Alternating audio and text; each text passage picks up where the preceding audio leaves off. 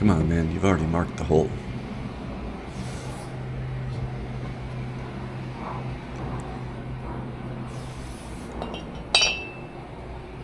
There you go. Just drill the hole. Just drill the hole. You've already marked it. You've measured it. You made sure it was straight.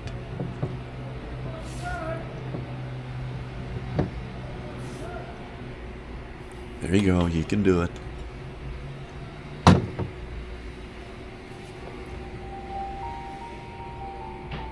Pull the trigger.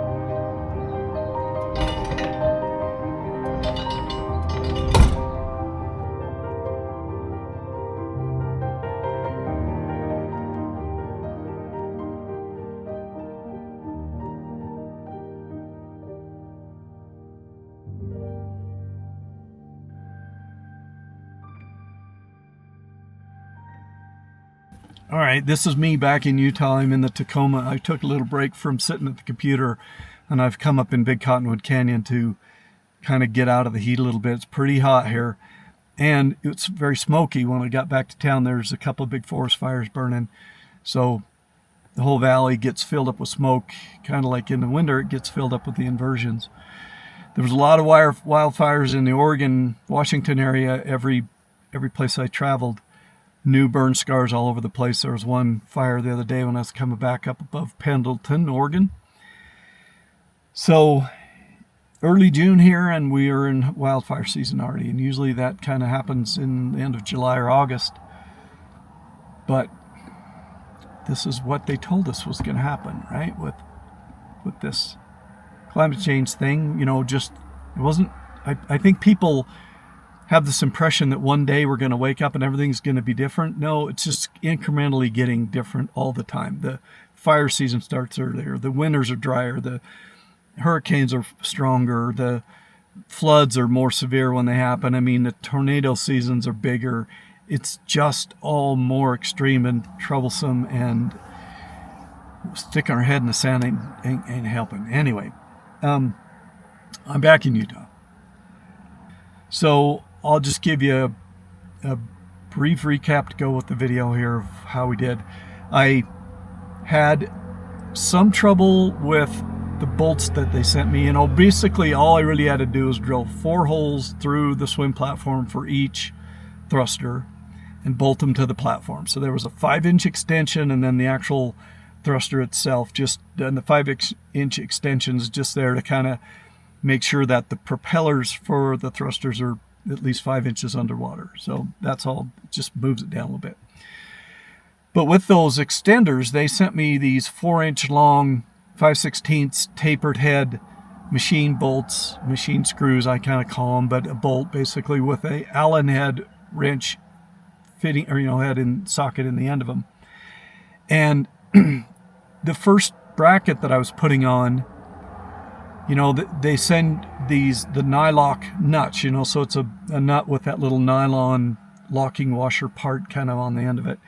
And I'm screwing those up, and 2 of them went all the way to the top with no problem. But 2 of them out of the 4 got about halfway up the threads and then acted like the threads were all cross-threaded. And the bolt or the nut would just start to get harder and harder and then completely seize up, and I wouldn't be able to take it any further. I couldn't back it off. I wound up cutting 2 of them off with a damn hacksaw. So I went over to West Marine. I got some shorter ones.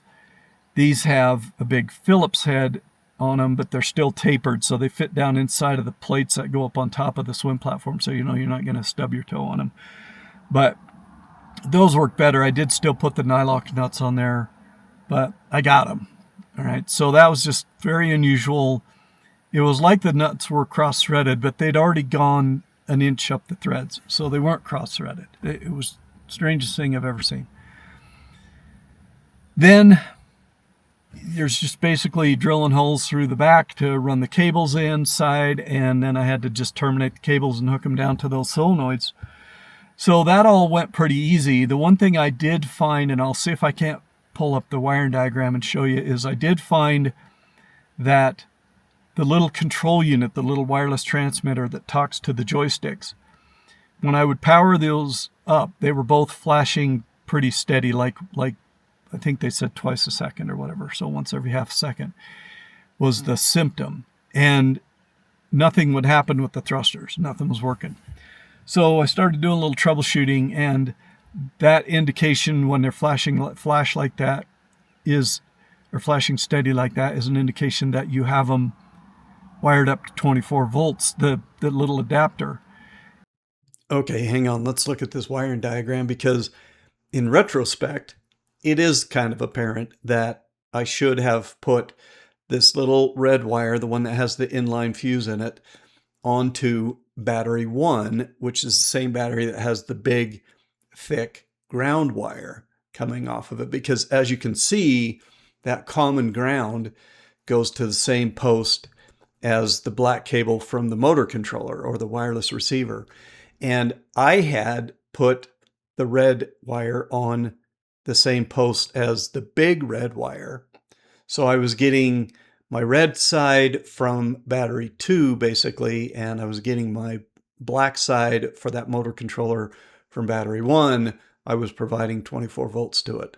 So essentially all I really had to do was undo that post on battery 2 or battery 1 or whatever and move that red wire to the other battery. It wasn't a huge problem, but it can kind of go unnoticed because, you know, you're working on this thing and you've got your big red wire, you know, you're supplying power to all your stuff with that side. And in my case, it was easy to look at that and go, oh, okay, this is where I'll put my red wire for my controller. So that was what was giving us the fast flashing on that wireless receiver. And once we fixed that, then it went to its normal flash cycle and we fixed it. That was the only real problem I had. So got them all working. You kind of just make sure you feel like they're going the right way, and if they're not, then you reverse the green and blue wires on the solenoid. I had them wired up so that they were both going opposite of each other at first, so they would have done a good job of doing nothing, working against each other. So I did have to switch the wires on one of those solenoids to get that sorted out. And then they were both, you know, I could put my hand up at the end, run the joystick or run the little remote control button, and I could feel definitely the water's, you know, the air is pushing one direction, pushing the other direction. So that's the way the water's going to push. The opposite way is the way the boat's going to go. So that's kind of how you figure out how to get it sorted out. So haul out day went fine. Haul in day is windy. Northwind, a Northwind. I think the guy that had the boat before me named that thing Northwind because he knew if you're trying to get that thing in the slip and there's a Northwind, you're just screwed. So this dunked me in the water, and I was having a little trouble with the front thruster not powering up properly, not turning on every time I turned the thing on. I kind of had to shut the joysticks off and turn it back on before I'd get that thing to light up. And then I still seem to have a problem with that front thruster where it'll thrust in little bursts over and over and over, you know, but then if I try to run it for very long, it shuts off and it won't turn back on for several minutes. And so I don't know if I need a new battery or if it's getting hot. So we'll come back to that. I got a little debugging to do. But anyway, I'm backing out and I realize now I've lost the bow thruster. So the wind's blowing me a little bit. I'm getting a little uncomfortably close to a post. And I look behind me and I'm working the engines against each other, kind of pull the bow around to get away from that post. So it wasn't like we weren't going to have a wreck. But as I'm backing up, I look back and here around the corner comes one of those great big 50-foot sailing catamarans pulling in to try to dock himself. So he's basically out there in the big open area starting to do his 360 to pull over to the dock, just as I'm at the point where I got to do mine and pull out of there. Luckily, they backed out and gave me the area to work in so I could get spun around and pull out. So the wind wasn't howling, but it was blowing about 10 knots out of the north, straight out of the north. So it's blowing against the side of the boat that I'm going to be trying to push up against the dock, which is the whole damn reason I did these thrusters to begin with. But I'm looking on predict wind, and I thought, well, first of all, I'm just going to go out and drive around a little bit and kind of, make sure everything's good with the boat and all that. So I took off and went out and kind of poked around a little, and then I thought about coming back in. I stopped and watched my drift a little bit and played with the thrusters out in the open, make sure I was kind of feeling like everything was good. And I finally decided, I'm just going to go over towards Bainbridge Island for a little while. So I did that, knowing that a little bit later in the afternoon, after like 5 o'clock or whatever, the wind was set to die down. So it seemed like it was starting to slack off a little bit. So I headed back over and I decided, okay, I'm going to pull in to the marina. And if the wind's blowing I'll pull up against, I'll just come in, and right outside at the end of the slip that I'm on, the end of the pier that I'm on, is where everybody pulls up to pump out. There's pump out stations there. And so the wind was blowing me onto that side of that pier. So I pulled up there and really didn't even have to tie off. I mean, I did, but I wouldn't have needed to because the wind was just pushing me up against the thing. So I sat there for a while, and I got off, and I walked over, and I looked at my slip, and the guy next to me was also out with his boat. So I had the full open slip with, both sides open. So I was like, all right, Don, it isn't going to get any better than this to try this out with, that other boat gone. This is your time to figure out if you're going to get this handled. So I decided to go for it. And it was a shit show.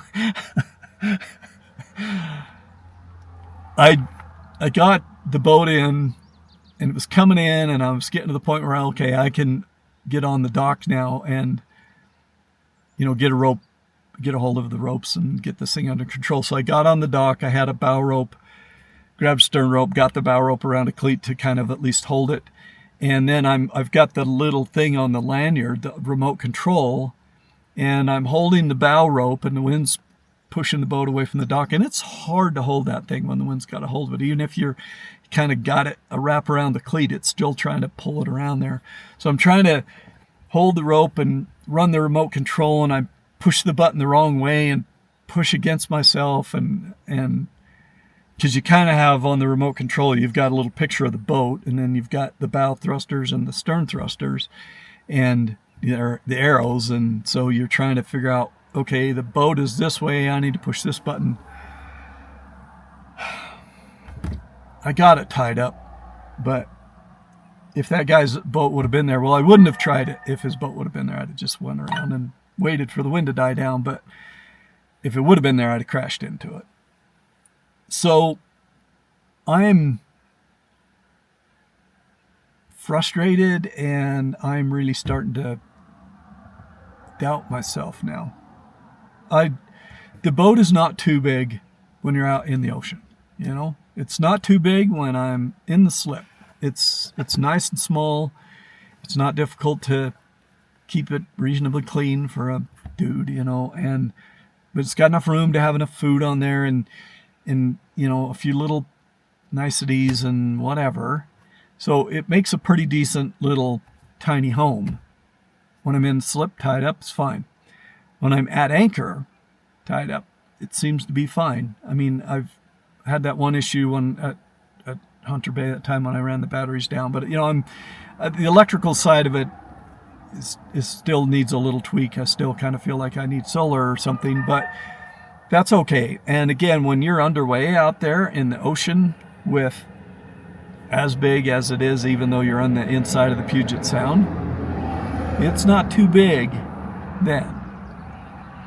When you're trying to manhandle that SOB around in tight quarters, when it's anything other than dead still wind, it's too effing big for one guy. And I can do like I described, use my little remote control, pull it in the slip, sit and push it over against the dock nice and calmly.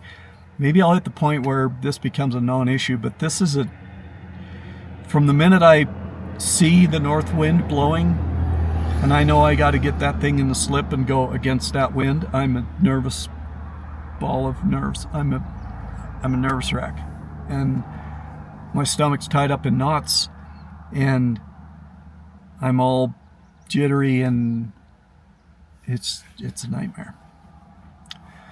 So, job done. At least the work part is done, and thrusters went on just fine.